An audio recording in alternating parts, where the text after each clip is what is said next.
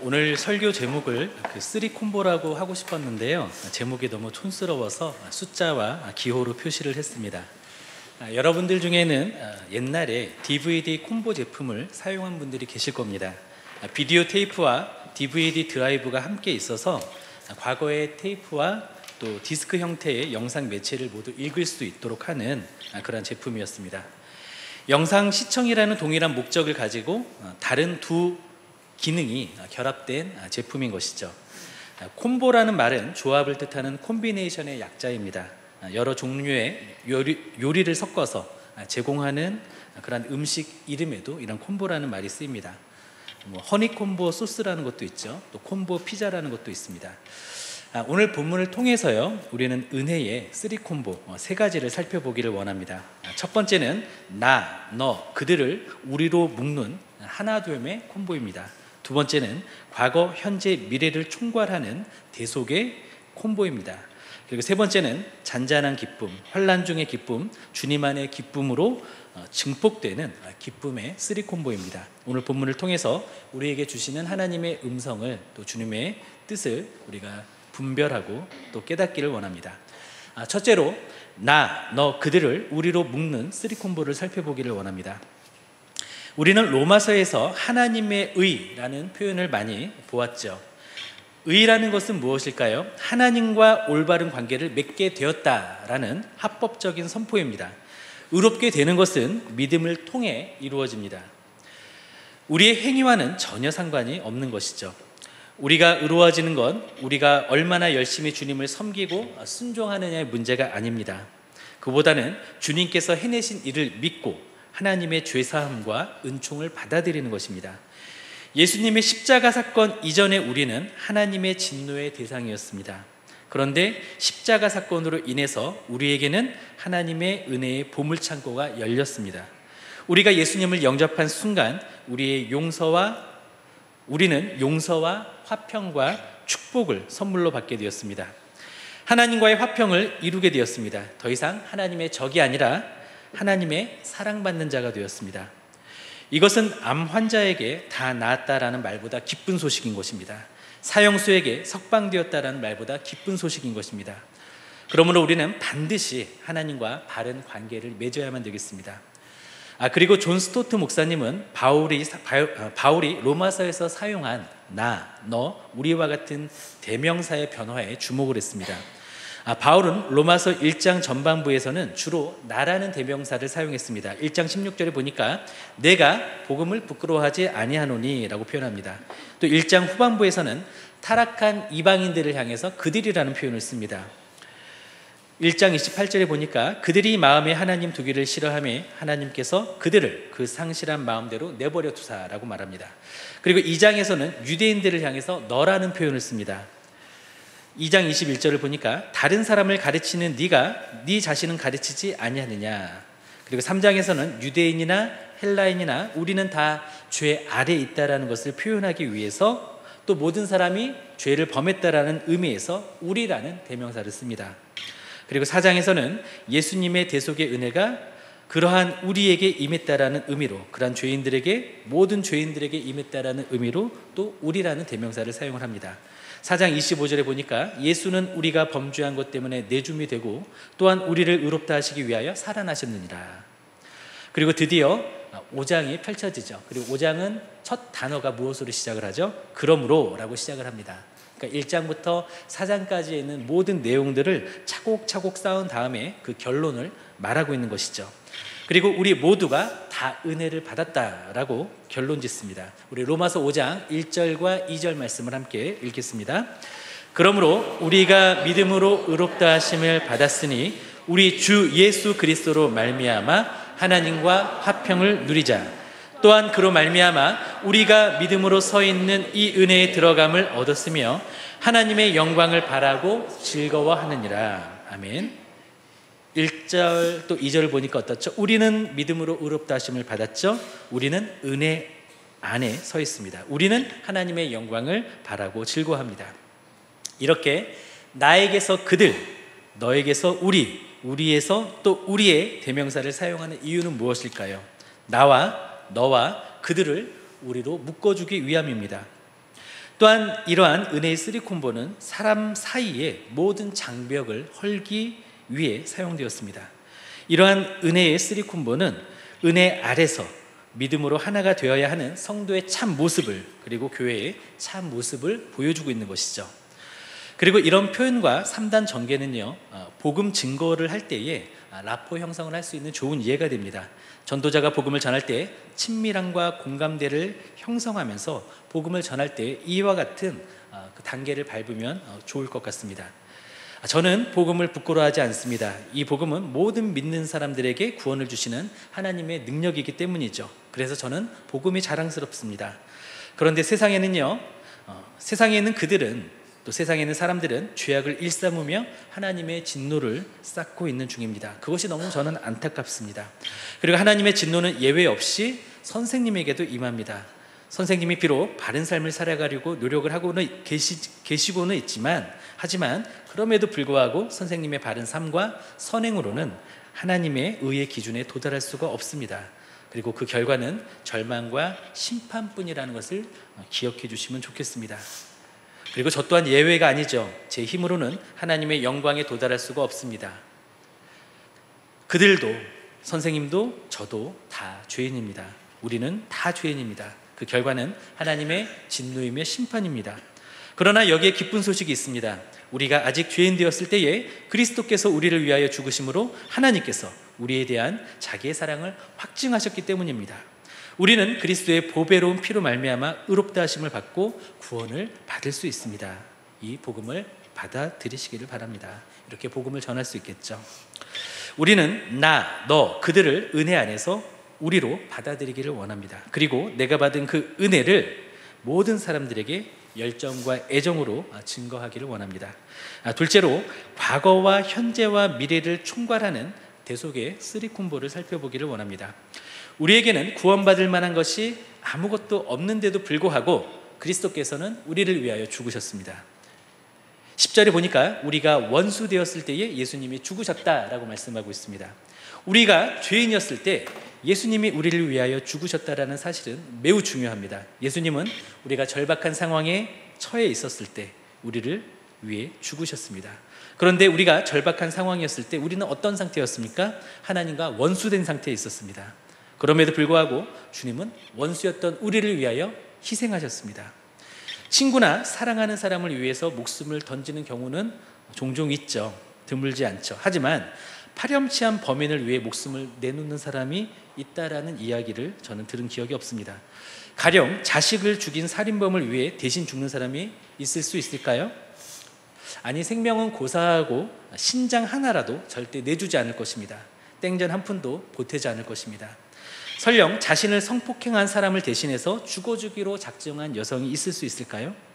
간의 일부를 그 사람을 위해서 떼어줄 수 있을까요? 또는 자신의 사후에라도 그를 위해 각막을 기증할 수가 있을까요? 상상은 가능하겠죠. 그렇지만 이것은 비현실 그 자체입니다. 그런데 예수님의 죽음은 본질적으로 그러했습니다.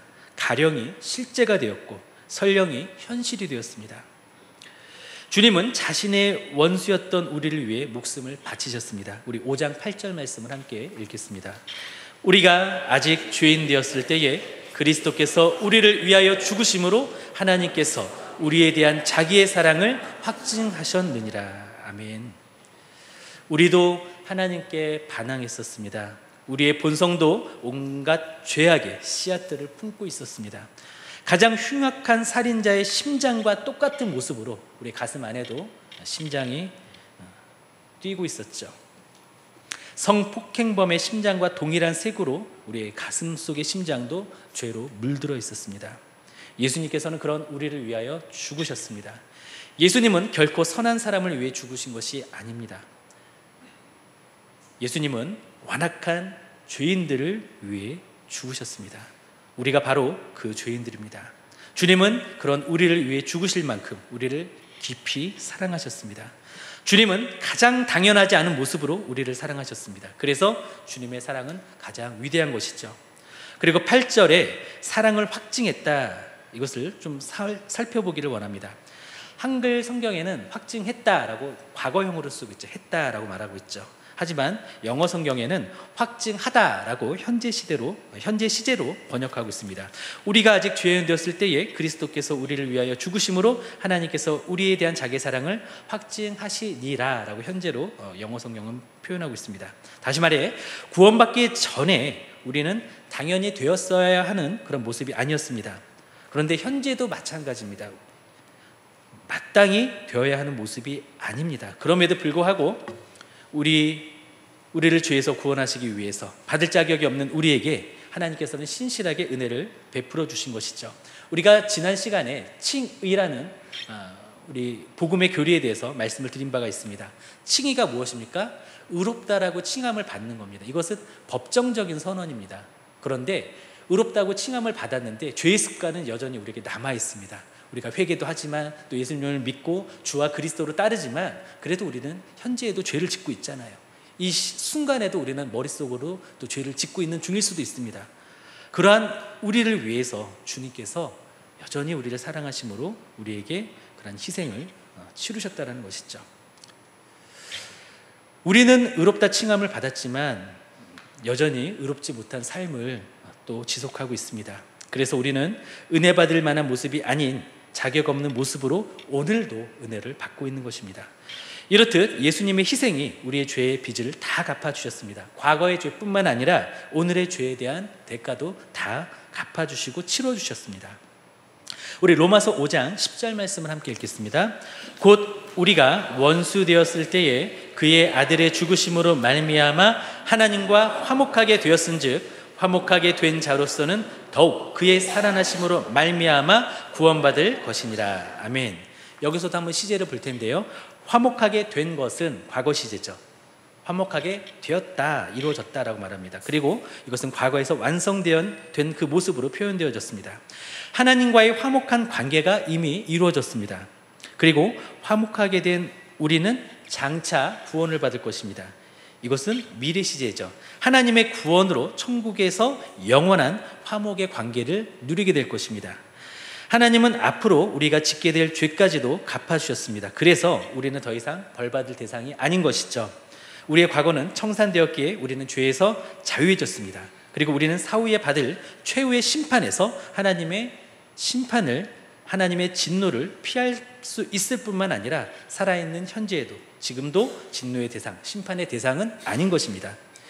예수님의 십자가의 사랑은 우리의 과거와 현재와 미래의 죄값을 완벽하게 치르신 완전한 사랑인 것입니다. 그리스도 안에서 보이신 하나님의 사랑은 이처럼 특별합니다. 또 성부 하나님의 관점에서 하나님이 죄인들을 위해 자기 아들을 죽게 하려고 보냈다는 것은 하나님께서 자신의 모든 것, 자신의 자아를 온전히 주셨다는 것을 의미합니다. 하나님께서 죄인들을 위해 자기 아들을 주신 것, 이 사실에 대해서 우리는 감동 있기를 원합니다. 심판 외에는 아무것도 받을 자격이 없는 우리를 위해서 자신을 주셨습니다. 그것도 일시적인 은혜가 아니라 영원한 은혜로 주셨습니다. 완전한 사면과 또 완전한 자유를, 즉 천국에서의 복락을 우리에게 약속하셨습니다. 하나님은 십자가에서 죽으신 그리스도의 죽음으로 그분의 사랑을 확증하셨습니다. 증명해내셨습니다. 그러므로 십자가는 하나님의 사랑의 증거입니다. 하나님은 십자가로 하나님의 사랑을 우리에게 명확하게, 선명하게, 뚜렷하게 보여주셨습니다. 하나님은 세상을 이처럼 사랑하사 독생자를 주셨습니다. 하나님은 아들을 희생하는 큰 대가를 치르셨습니다. 그것도 받을 자격이 없는 우리들을 위해서 행하셨습니다. 우리는 죄인이었고 불경했고 반역했고 연약했습니다. 우리에게는 동정심을 살 만한 그 어떤 모습도 없었습니다. 우리의 눈빛은 교만했죠. 우리의 혀에는 독사의 독이 가득했죠. 우리의 마음은 만물보다 심히 부패했었습니다. 그리고 우리의 이마에는 가망 없음이라는 낙인이 찍혀 있었습니다. 하나님께서는 그런 우리를 위해서 아들을 내어주셨습니다. 우리 뒤에 십자가가 걸려있죠. 이런 십자가를 볼 때 여러분 어떠한 감정을 느끼십니까? 룰스 오브 인게이지먼트라는 옛 영화가 있는데요. 이 영화는 베트남전에 참전한 어떤 소대장의 증언이 등장을 합니다. 그런데 저는 거기에서 참 잘 묘사했구나, 감정을 잘 표현했구나라는 것을 느꼈습니다. 이 소대장은 베트남전에서 자신의 잘못된 지위로 50여 명의 병사들을 잘못 인솔해서 적군들에게, 베트콩들에게 포위를 당했습니다. 그리고 전멸을 했습니다. 그런데 자신의 잘못된 지위로 말미암아 자신의 부하들은 다 죽었습니다. 그런데 본인만 살아남았습니다. 그리고 이 소대장은 좀 일찍 전역을 해가지고 좀 폐인과 같은 삶을 살고 있었습니다. 죄책감 때문이죠. 어느 날 자신의 친구가 이 소대장에게 찾아왔습니다. 예전 소대장에게 찾아왔습니다. 그리고 이 소대장은 이런 고백을 합니다. 나 혼자만 살아남았던 그때 내가 무엇을 느꼈는지 아나? 나 때문에 저들이 죽었다라는 죄책감이 있었지. 그리고 나 혼자만 살아남았다라는 희열이 있었지. 어떻게 생각하십니까? 우리가 십자가를 대할 때도 이러한 두 가지의 깊은 감정이 교차되는 것 같습니다. 저 역시 그렇습니다. 저 또한 십자가를 보면서 이런 이중적인 감정을 느끼게 됩니다. 나 때문에 죽으신 예수님에 대한 죄책감과 예수님이 대신 죽어주셨기 때문에 내가 살아남았다라고 하는 희열, 이것이 동시에 느껴집니다.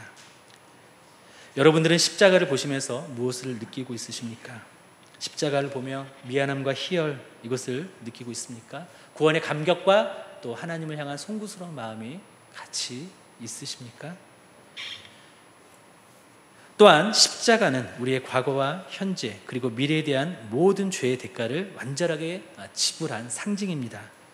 이런 완전한 속죄를 우리는 반드시 확신해야 되겠습니다. 이것이 현재에도 없으시다면 예배 중간에라도 기도하시면서 기도하는 마음으로 하나님께 매달리십시오. 그리고 예배가 끝나도 자리를 떠나지 말고 기도하시기를 바랍니다. 셋째로, 증폭되는 기쁨의 쓰리콤보를 살펴보기를 원합니다. 우리는 의롭다 선포되어 하나님 앞에 올바로 서게 되었습니다. 그렇다고 해도 우리는 인생의 고난을 피할 수는 없는 것이죠. 믿는 자에게도 시련과 고난은 있습니다. 아니, 오히려 세상 사람들보다 더 있을 수도 있습니다.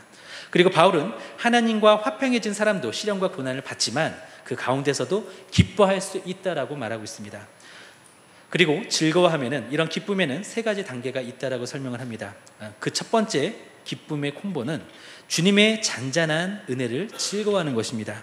그것은 우리가 새롭게 되었고 예수님을 점점 닮아가는 과정에 있음을 아는 기쁨입니다.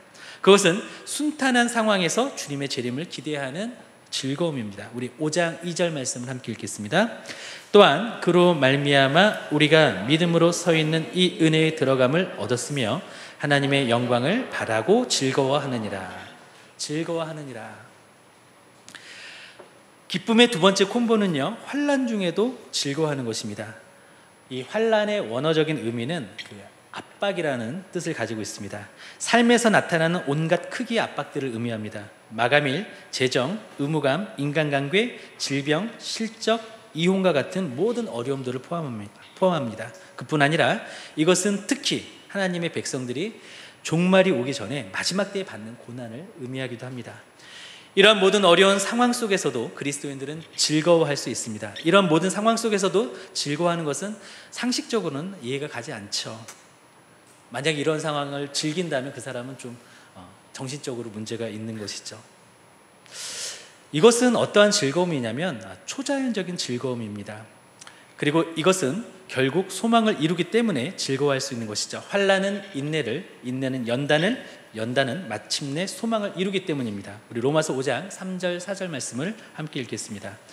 다만 이뿐 아니라 우리가 환난 중에도 즐거워하나니 이는 환난은 인내를, 인내는 연단은 소망을 이루는 줄 알미로다. 아멘. 여기서 말하는 연단은요, 금이나 은에 강한 불을 가해서 불순물을 제거하고 순도를 높이는 것을 말합니다. 일련의 그 재련 행위를 말하는 것이죠. 그리고 연단은 전쟁 중에 군인이나 경기 중에 선수가 굽히지 않는 기계를 나타낼 때 쓰는 표현이기도 합니다. 성령 하나님께서는 인생의 역경으로 우리 안의 죄성과 죄 습관들을 제거해 주십니다. 그리고 환난을 도구 삼아 굽히지 않는 성품을 조각해 주십니다. 모세라는 사람은 어땠습니까? 미디안 광야에서 40년을 보낸 이후에 비로소 겸손해졌습니다. 요셉은 어땠죠? 보디발의 집에서 종살이를 10년이나 합니다. 그리고 또 누명을 쓰고 친위대의 감옥에서 2년 동안 복역 생활을 합니다. 그러한 후에 그는 그릇이 큰 사람이 됩니다. 그래서 자신의 민족을 구하게 되죠. 금속이 불에서 재련되는 데에는 시간이 필요합니다. 빵이 화덕에서 구워지는 데도 시간이 필요합니다. 나무에서 열매가 맺히는 데에도 시간이 필요하죠. 우리의 영성과 성품에도 같은 원칙이 적용됩니다. 그리고 소망은 보증된 기대라는 의미를 가지고 있습니다. 해피엔딩으로 끝나는 그 결과를 우리가 미리 알고 어떤 드라마나 영화를 본다고 한번 생각을 해보십시오. 그 중간에 주인공이 역경을 경험하고 어떤 어려움을 겪는다고 해서 우리가 같이 마음 졸이지는 않습니다. 오히려 그 결과를 생각하면서 느긋하게 드라마를 감상할 수 있는 것이죠. 셋째로 기쁨의 콤보는 하나님 안에서 즐거워하는 것입니다. 우리 로마서 5장 11절 말씀을 함께 읽겠습니다. 그뿐 아니라 이제 우리로 화목하게 하신 우리 주 예수 그리스도로 말미암아 하나님 안에서 또한 즐거워하느니라. 아멘. 전능하신 하나님과 화목하게 된 관계, 이것이 아까 하나님의 의라고 표현했습니다. 하나님과 화목하게 된 관계에 있는 사람은 승리의 기쁨을 누릴 수 있습니다. 죄, 고통, 슬픔, 죽음을 초월해서 주님께서 주시는 만족을 누릴 수 있습니다. 하나님의 선하심을 신뢰하시길 바랍니다. 하나님의 다음 없는 사랑을 믿으시기 바랍니다.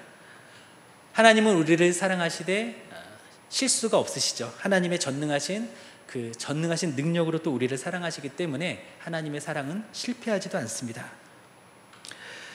하나님은 우리의 모든 한계 상황을 초월하게 해주십니다. 그리고 우리는 전능하신 그 하나님과 화평하게 되었죠. 우리는 하나님의 은혜 안에 있습니다. 하나님의 품 안에 있습니다.